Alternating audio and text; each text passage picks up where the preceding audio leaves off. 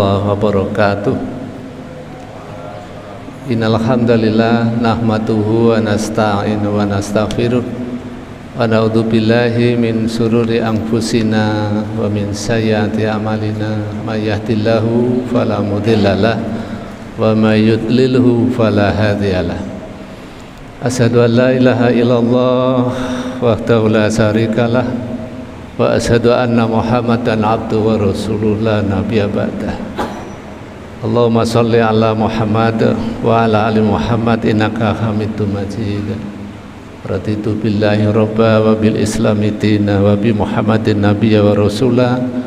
Rabbi shrah li sadri wa yassir li amri wa hlul 'uqdatam min lisani yafqahu qawli amin ya rabbal alamin.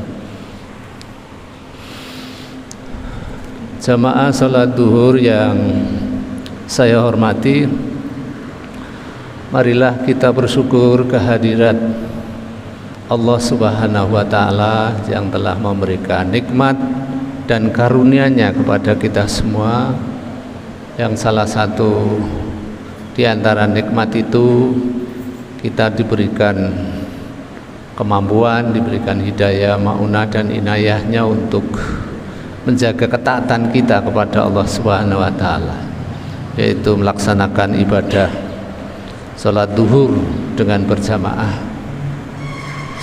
Teriring doa semoga dengan kita menjaga ketaatan kita, Allah memberikan ketenangan, memberikan kecermatan, memberikan kesejukan dan memberikan kedamaian pada kita semuanya. Bapak Ibu yang saya hormati, setiap orang pasti merindukan, mendambakan, mengharapkan agar hidupnya itu merasa tenang dan damai. Tetapi kadang-kadang ketika seseorang itu menghadapi masalah, itu membuat kita menjadi cemas dan gelisah, menjadikan hati dan pikiran kita semakin kacau, serta membuat kita itu menjadi stres. Nah, ketika kondisi seperti itu terjadi, maka kita perlu mengandalkan Allah Subhanahu wa Ta'ala, yaitu berdoa, meminta pertolongan kepada Allah Subhanahu wa Ta'ala agar membantu meringankan beban pikiran kita, ya, dan membuat hati kita itu lebih damai dan tenang. Selain itu, hal yang penting, kita harus yakin bahwa Allah Subhanahu wa Ta'ala itu pasti akan menolong hambanya, dan inilah doanya. Mari kita baca bersama-sama doa agar kita memperoleh ketenangan dan kedamaian di dalam hidup ini. Mari kita baca bersama-sama. A'udzubillahi minasyaitonirrajim. Bismillahirrahmanirrahim. Allahumma inni a'udzubika minal hammi wal khasani. Allahumma inni a'udzubika minal hammi wal khasani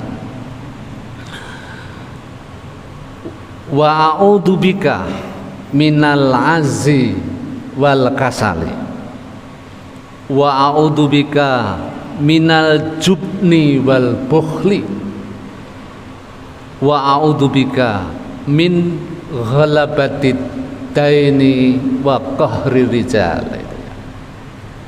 Itu doanya yang artinya, ya Allah Tuhanku, aku berlindung kepadamu dari rasa bimbang serta rasa sedih ataupun kecemasan. Ya Allah, ya Tuhan kami, aku berlindung kepadamu dari rasa lemah serta kemalasan,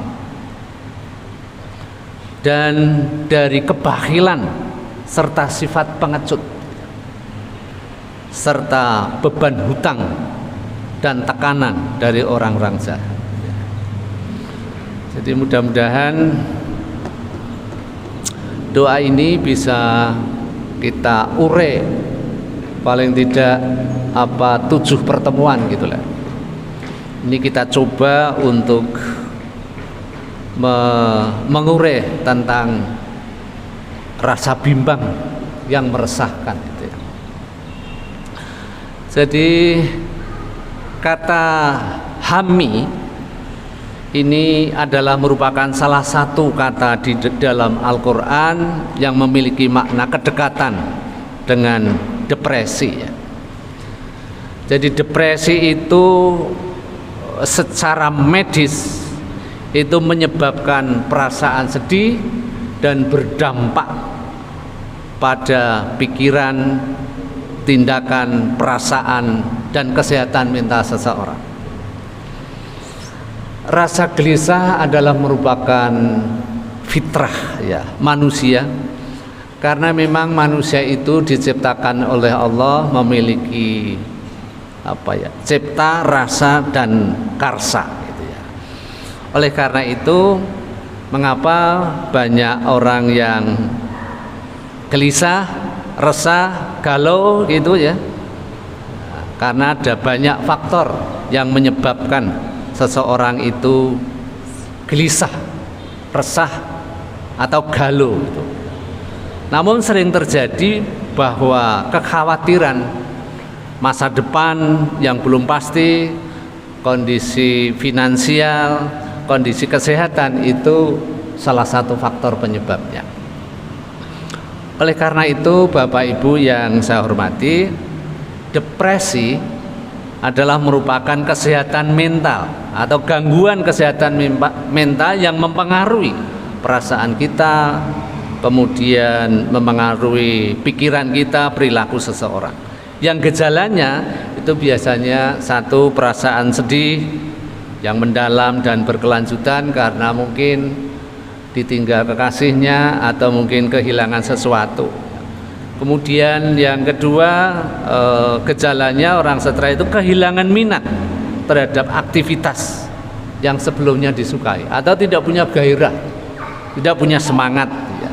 Kemudian yang ketiga, putus harapan atau merasa tidak berharga di dalam kehidupannya. Bapak Ibu yang saya hormati, dalam realitas ya, depresi ini merupakan salah satu faktor penyakit non fisik ya, yang banyak menjangkiti atau diderita oleh orang-orang di era modern sekarang ini. Mengapa depresi itu banyak menjangkiti bagi orang-orang yang modern? Karena banyak tempat-tempat rehabilitasi atau konsultasi psikologi itu semakin banyak ya pengunjungnya itu. Oleh karena itu, Bapak Ibu yang saya hormati, kita perlu berupaya untuk mengatasi bagaimana supaya kita itu terhindar dari penyakit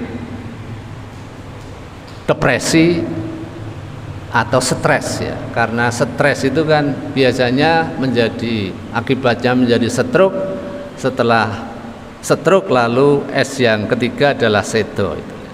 Oleh karena itu Islam berupaya untuk mencegah sekaligus mengobatinya. Sebetulnya kalau kita cermati, orang stres itu kan karena ketidakmampuan di dalam menghadapi masalah yang terjadi ya.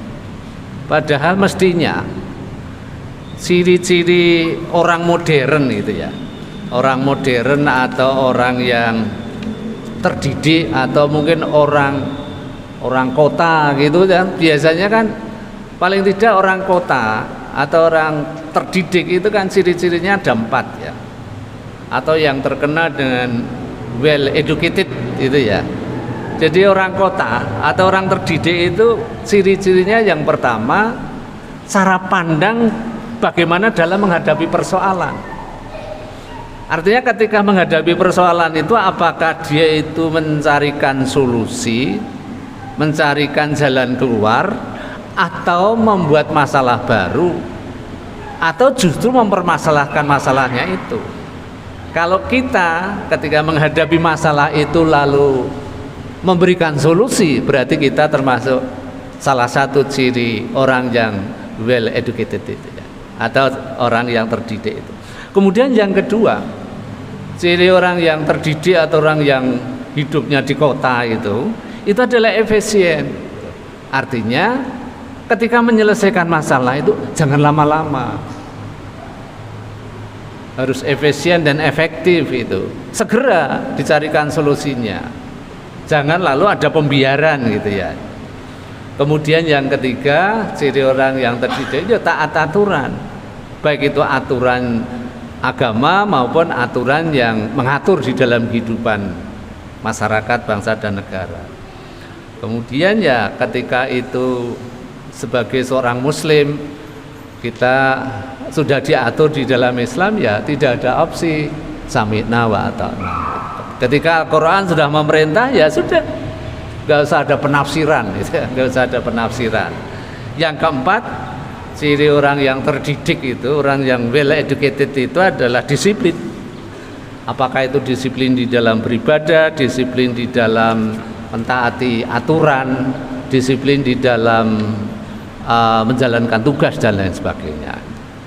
Oleh karena itu, seandainya orang itu sudah memiliki ciri-ciri itu, sebetulnya hidup itu menjadi mudah ya, menjadi mudah ya.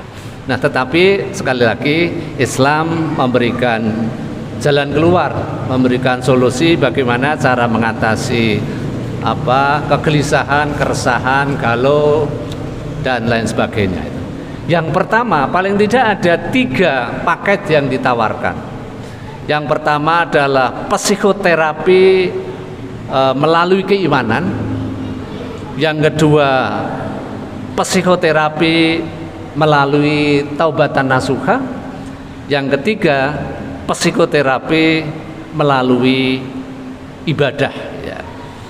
Jadi yang pertama, upaya untuk mengatasi kegelisahan, stres itu adalah psikoterapi melalui keimanan ya. Jadi orang yang beriman kepada Allah itu kan hidupnya memiliki optimisme ya. Di dalam hidup itu memiliki optimisme karena Tuhan beserta kita. Dan orang yang memiliki optimisme di dalam hidup itu berdasarkan penelitian itu memiliki harapan hidupnya itu lebih panjang itu ya.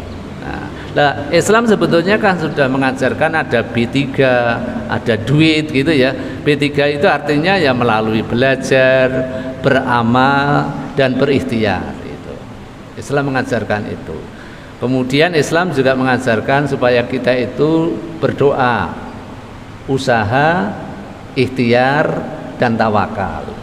Artinya ketika kita itu sudah melaksanakan kewajiban itu, ya sudah, hasilnya kita serahkan kepada Allah Subhanahu wa taala. Jadi hidup kita itu enak, nggak usah memaksakan. Kalau doa kita itu belum berhasil, mungkin Allah akan memberikan yang lebih baik gitu ya, atau diganti dengan yang lebih baik, atau doanya itu dikabulkan dalam bentuk lain atau ditunda gitu ya. Jadi kita itu berpikirnya menjadi enak itu ya. Lalu yang kedua itu psikoterapi melalui taubatan nasuha. Artinya ya musibah itu kan karena perbuatan dosa yang kita lakukan. Karena dosa yang kita lakukan itu cepat atau lambat itu pasti akan mendatangkan musibah, ujian dan cobaan. Oleh karena itu kita perlu memperbanyak taubat itu ya, memperbanyak taubat gitu. Menyesali perbuatan yang telah dilakukannya dan memperbaiki amal perbuatannya itu, serta berjanji tidak akan mengulangi perbuatan yang telah dilakukan itu. Kemudian yang ketiga adalah psikoterapi melalui ritual ibadah. Jadi melalui apakah itu sholat, zikir, zakat, sedekah, doa, kemudian membaca Al-Quran, mengkaji Al-Quran, mengamalkan Al-Quran, semuanya itu apabila dilandasi dengan keimanan, maka insya Allah akan senantiasa menjalin harmoni dengan Allah Subhanahu wa Ta'ala, dengan sesamanya dan dengan lingkungannya.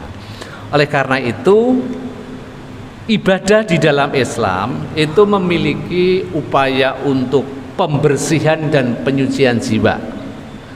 Ibadah di dalam Islam itu untuk membangkitkan optimisme kita. Ibadah di dalam Islam itu untuk mengoptimalkan fungsi otak dan tubuh kita, sekaligus membangun ketenangan dan kedamaian. Insya Allah dengan ketenangan dan kedamaian serta kita melaksanakan ibadah dengan tulus, maka insya Allah kita akan memperoleh jalan keluar dan ketentraman, ketenangan di dalam hidup ini. Kalau sekedar mungkin kisah seperti ada seorang nenek ya yang mencuri singkong karena cucunya kelaparan, karena saudaranya sakit, anaknya sakit dan lain sebagainya. Itu ketika sidang memutuskan, Pak hakimnya itu kan namanya Pak Marzuki itu ya, maka beliau mengatakan hukum itu tidak ada kecuali. Maka sesuai dengan keputusan hukum, seorang nenek yang mencuri singkong di PT Andalas itu ditetapkan didenda 1 juta rupiah atau didenda dengan menjalankan hukuman kurungan selama 2,5 tahun. Nah, setelah hakim memutuskan itu, topinya hakim itu dikeluarkan, diisi 1 juta untuk diserahkan untuk bayar denda itu, dan seluruh yang hadir didenda untuk membayar 50.000 rupiah. Nah, ternyata alhamdulillah orang yang mungkin taat beribadah gitu, seorang nenek tua itu akhirnya setelah diputuskan itu pulang dengan membawa uang sekitar 3,5 juta. Itu saya kira sebuah pelajaran yang sangat berharga, bahwa orang yang taat ya menjalankan perintah Allah itu memang di dalam Islam kalau terpaksa ya, kalau terpaksa karena tidak ada opsi ya kan boleh, tapi meskipun sedikit gitu ya. Saya kira ini saya kira memberikan inspirasi bagi kita semuanya supaya kita tidak bermain-main dengan hukum, karena kan hukum itu kan harus ditegakkan gitu ya. Oleh karena itu mudah-mudahan dengan kita mentaati perintah Allah dan Rasul, maka hidup kita semakin tenang, tentram dan damai. Itulah yang mungkin dirindukan bagi setiap manusia. Oleh karena itu mudah-mudahan dengan kita berdoa kepada Allah Subhanahu wa Ta'ala, Allah memberikan ketenangan dan kedamaian dalam hidup kita. Kurang lebihnya mohon maaf. Assalamualaikum warahmatullahi wabarakatuh.